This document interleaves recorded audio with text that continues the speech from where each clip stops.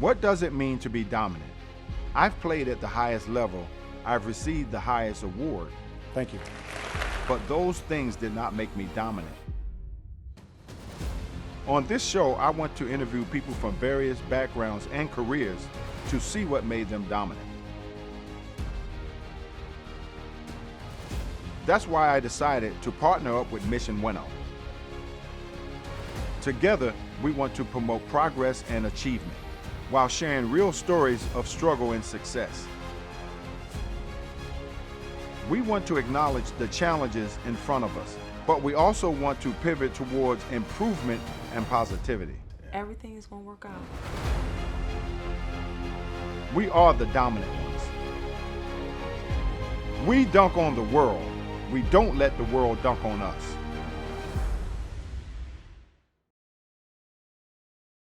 Mr. Duke, did you play any sports? A little bit. I played basketball. You ever see Charles Barkley play golf? Yeah. That's why I play basketball.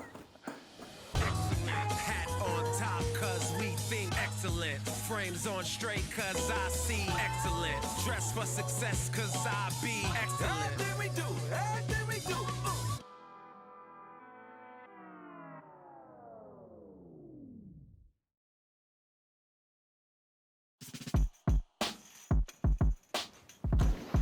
Bill, what's going on, man? Come on in. Brother? Good to see you, bro. God bless you, man. Good to see you.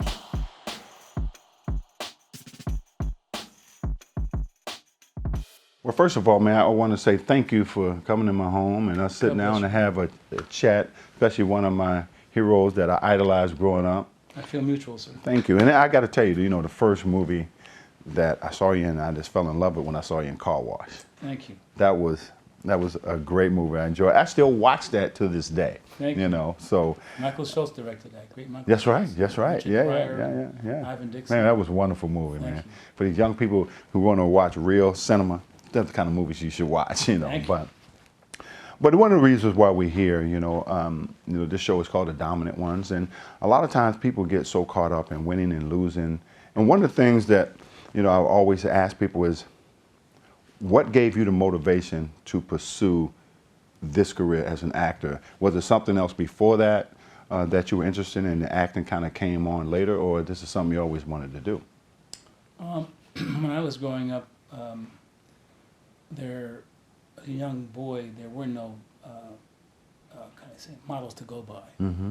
Then as I got older, I saw people, but in those days your parents told you what you were going to do. Right, exactly. Like we came from a poor family, they didn't have education. You're going to be a doctor because they make money. And so I tried taking pre-med courses and stuff, wasn't for me. And then they told me I was going to be a teacher because they make money. But I was in a Dutch community college in Poughkeepsie, New York, taking a speech and drama class, and they put me in a play called The Emperor Jones by Eugene O'Neill. Mm-hmm.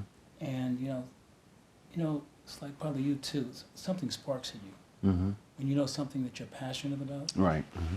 And so that kind of got me started. And then I have a mentor. I went to Boston University, Lloyd Richards, one of the first black directors on Broadway, Raisin in the Sun.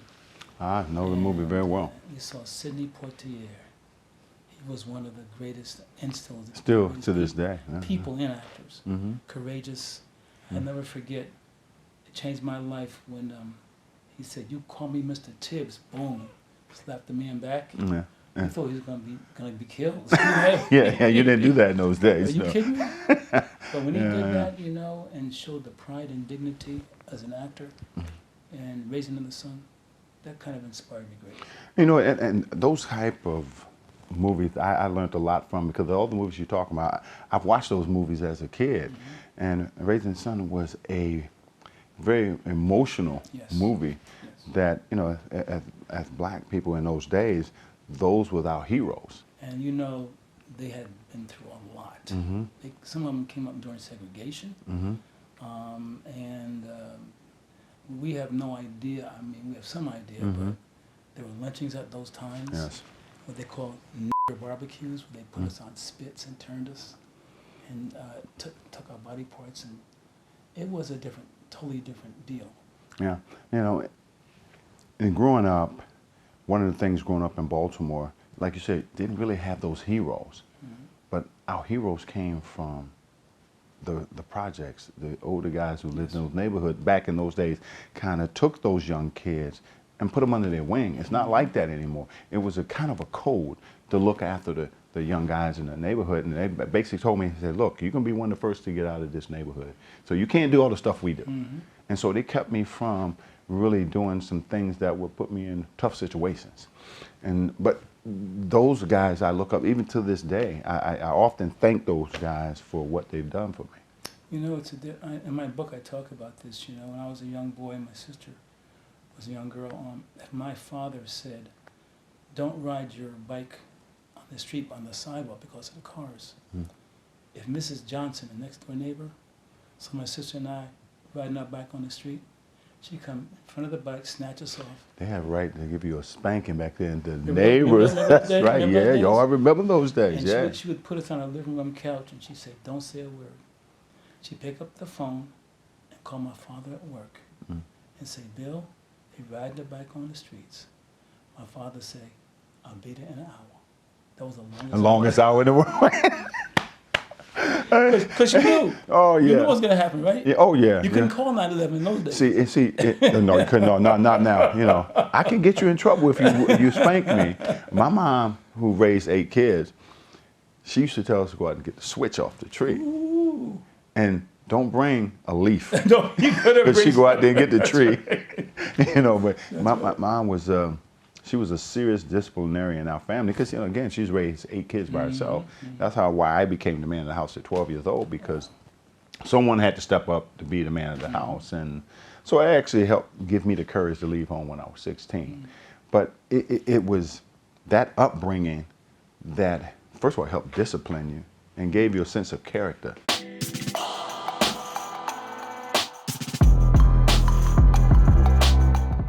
What was one of the defining moments for you as a young man being an actor? Defining moments. There were so many, you know, but I did a play on Broadway called Ain't Supposed to Die a Natural Death, written by Melville Van Peebles and directed by the great Gilbert Moses.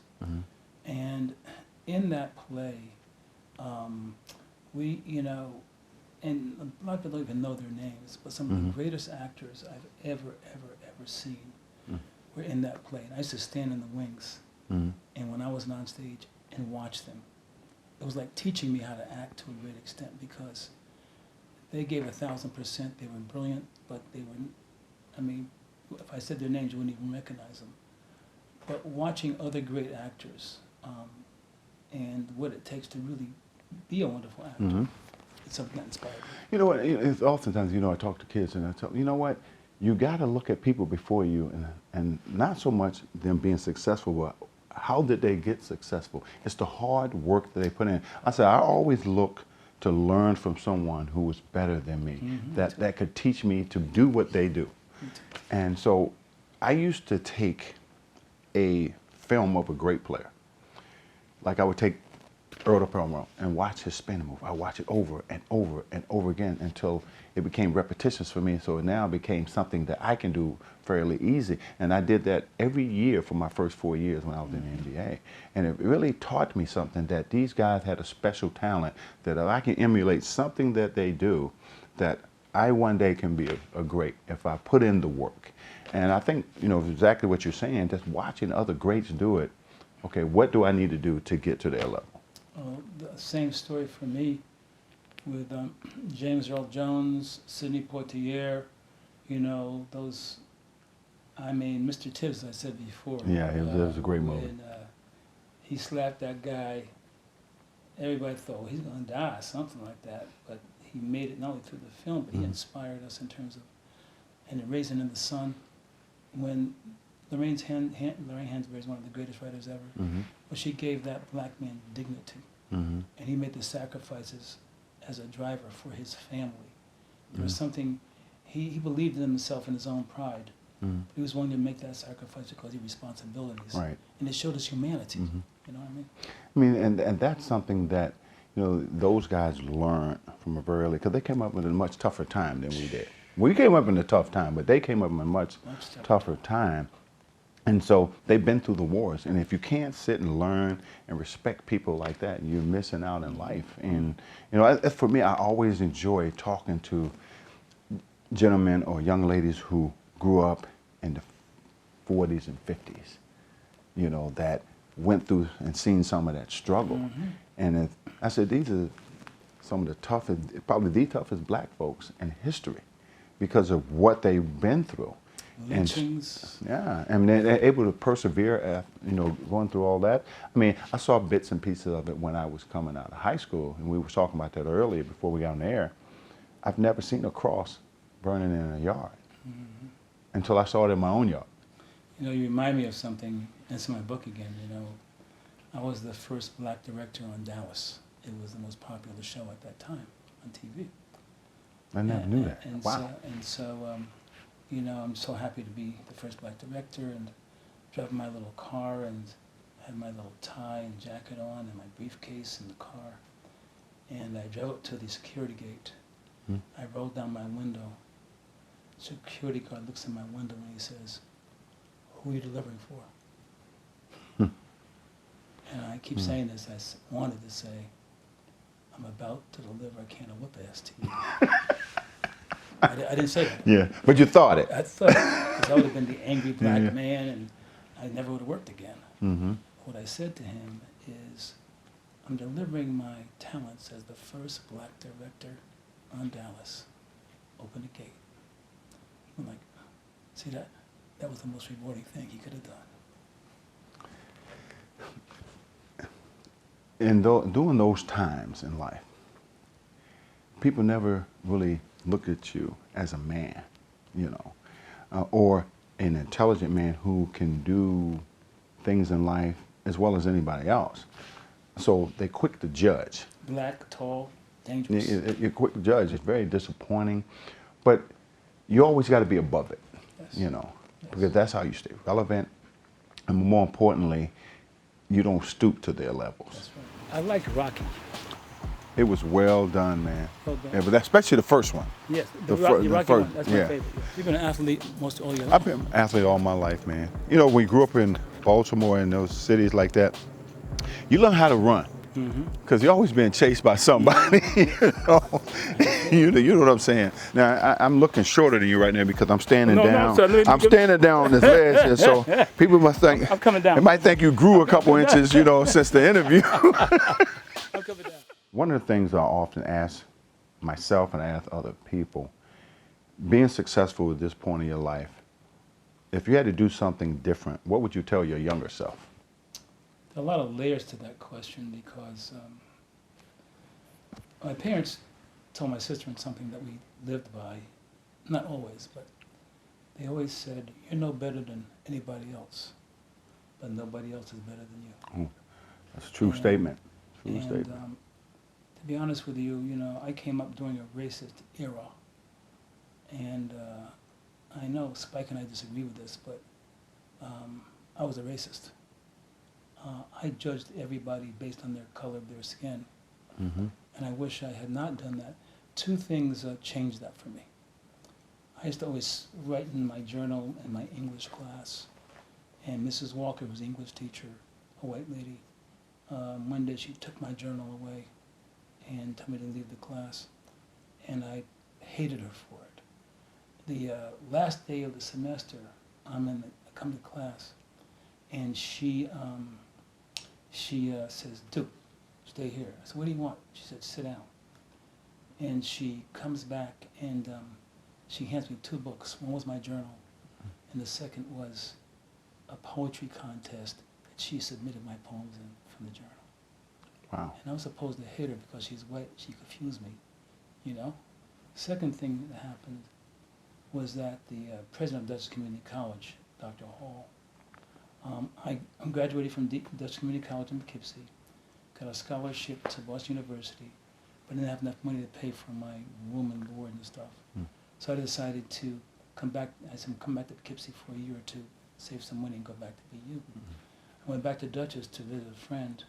Dr. Hall, the president, stops me in the hallway and said, "Duke, come to my office." I said, "Wait, come to my office." This is a very strict white man who was in the Navy. He said, I hear you're not, I said, how you doing? I said, well, I'm not going back to be you. I'm going to stay in Poughkeepsie for a couple of years and get some money so I can go back. He says, no, you're not. I said, I got to leave. He says, stop. He goes in his breast pocket, pulls out an envelope. He gives it to me. He says, open it. I open it. He had given me a check from his own money to pay for 2 years of everything for me. Wow. That's pretty amazing. And Know what I'm saying? Know what I'm saying? Yeah, oh, yeah, I mean, but it is confusing at times because, you know, you got that strong, you know, it seems very stern, almost like stone type of Yes. attitude, but inside they have compassion. And there's very few people who are like that. And you were very lucky to experience 2 of them. Yes, sir. That you already had prejudged. Prejudged. You know, and that, so you know what? This kid can go places. Mm-hmm. So I'm going to invest in him. And that's basically all that was. Someone who believed in, invested in, and it wasn't the color of your skin. It was your talent. Like that Dr. they, King says, the content of your character. and the content of your character. And that there's no amount of money in the world can buy. No, sir. Cannot. You know. Cannot. And I've learned at a very early age, don't judge people Mm-hmm. until you get to know them. Mm-hmm. So that's the way I live my life. And I see some of the things you've been through. It's giving you that same sense of thought and compassion, and that's just wonderful to see. Because, like I said, that's a very rare quality in today's world, and that's what makes you who you are, and that's what made me, as a fan, appreciate your work. And I tell you what, it's a lot of lines in your work that make me laugh every time I see it. And one of the lines was in Menace. I said this to you last time I saw you. You know, in Menace to Society, one of the greatest lines. You know, you as a cop, man, and we laugh when we see that line. I won't say that line on air, but it's a pretty serious line.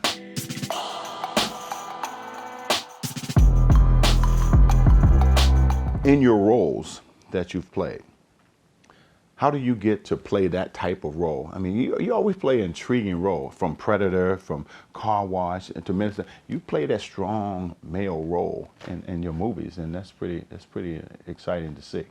I wanted to be able to, to show a side of us that sometimes is not seen. Our resilience, our strength, but also our humanity. Mm-hmm. And sometimes we're not shown, we've been shown to laugh and dance and sing and so on, but, we go through the same thing everybody else goes through. And as men, we face the challenges that all men face. Mm-hmm. And I like to show that commonality. You know, and it's very telling in your work that you give up. I mean, every role I've seen you play, it's been that strong black male role that you have a belief in. You don't let anybody deter you from that. Mm-hmm. And that's again, that's a rarity in itself as well. But when you look at your career, if there's something else bigger for you, or you're ready to try to achieve some of those goals? Yes, I have my own network now called the Insights Network. It's on YouTube. We're just developing it and so on. Mm-hmm. I want to be able to, not only as you're doing brilliantly here, not only create content, but have the ability to distribute it. Mm-hmm. And it's nothing can stop us, But see, I think that we are the ultimate alchemists. Jesus was the original alchemist because he turned water into wine. But we take any negative thing as a culture, and what they give us, and we turn it into something. Blues, it's jazz. an amazing ability. You know what I'm saying? It's an amazing ability to all the horror stories and all the injustices, and been able to turn that around and make something positive out of it. The only people in the world who've ever really done something on that level consistently through time, Yes. and a lot of times don't get credit for it. There's a great book called African American Inventions, and it's a mind blower. Did you know we invented the elevator? No, I never knew that. And that book is this around this thick, and it's very small. You go through that book and see the things that we've created, we get no credit for. It's disturbing. Well, I mean, you can go back through time. There's many things like that was created or invented by people of color, but never been able to get the credit for it. And so, again, you try not to stay stuck into in that atmosphere. You try to take that negative, make it a positive, and create something of your own, something bigger than yourself. I always believe in doing something bigger than yourself, because use what we do as a platform to springboard that to something bigger.